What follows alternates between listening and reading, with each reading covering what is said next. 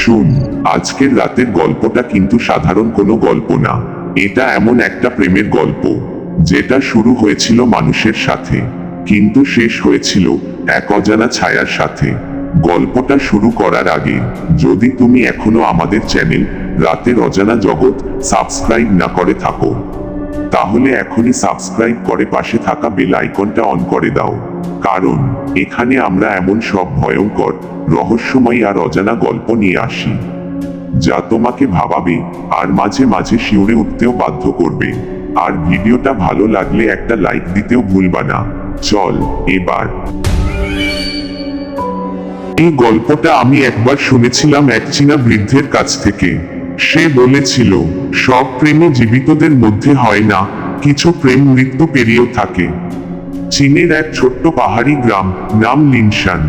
গ্রামটা খুব শান্ত, কিন্তু একটা জায়গা ছিল সবাই এড়িয়ে চলতো।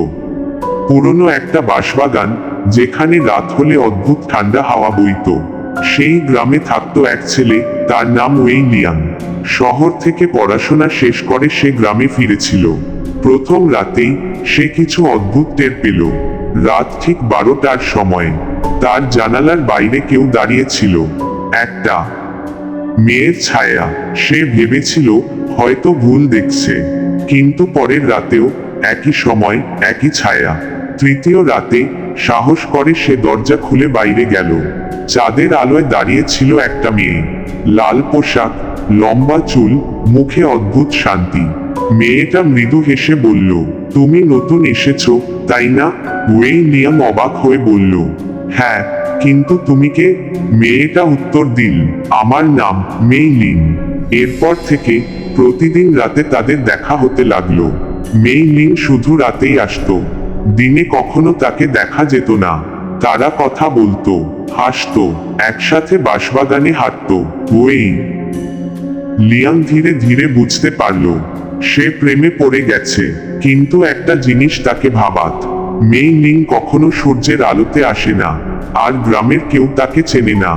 একদিন সে গ্রামের এক বৃদ্ধাকে জিজ্ঞেস করল, মেই লিন নামে কাউকে চেনেন? বৃদ্ধা হঠাৎ চুপ হয়ে গেল, তারপর ধীরে ধীরে বলল, এই নাম আর কখনো নিও না, সে অনেক বছর আগে মারা গেছে। ওয়েই লিয়াংয়ের বুক কেঁপে উঠল। বৃদ্ধা বলল, সে এক ছেলেকে ভালোবাসতো, কিন্তু সেই ছেলে তাকে ছেড়ে চলে যায়। দুঃখে সে ওই বাঁশবাগানেই নিজের জীবন শেষ করে। ওই রাতেই ওয়েই লিয়াং আবার গেল মেই লিনের কাছে। সে জিজ্ঞেস করল, তুমি কি মানুষ? মেই লিন কিছুক্ষণ চুপ থাকলো, তারপর ধীরে বলল, তুমি যদি ভয় পাও, আমি আর আসবো না। ওয়েই লিয়াং চোখ বন্ধ করে বলল, না, আমি ভয় পাই না, আমি শুধু তোমাকে হারাতে চাই না। মেই লিনের চোখে তখন জল। সে বলল, আমি অনেকদিন ধরে অপেক্ষা করছিলাম, কেউ যেন আমাকে ভুলে না যায়।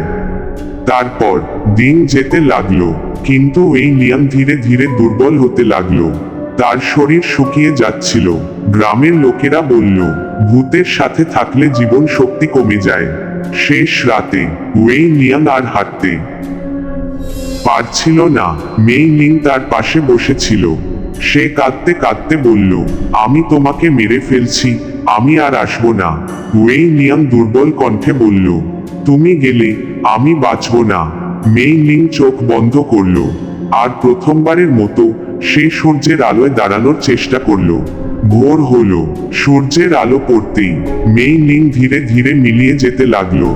শেষবার সে বলল, এইবার তুমি বাঁচো। আর সে হারিয়ে গেল চিরতরে। ওয়েই লিয়াং বেঁচে গেল, কিন্তু প্রতি রাত সে জানালার দিকে তাকিয়ে থাকে, কারণ কখনো কখনো চাঁদের আলোয় একটা লাল ছায়া এখনো দাঁড়িয়ে। সব প্রেমের শেষ হয় না একসাথে, কিছু প্রেম শুধু মনে থেকে যায় আর ছায়া হয়ে ফিরে আসে।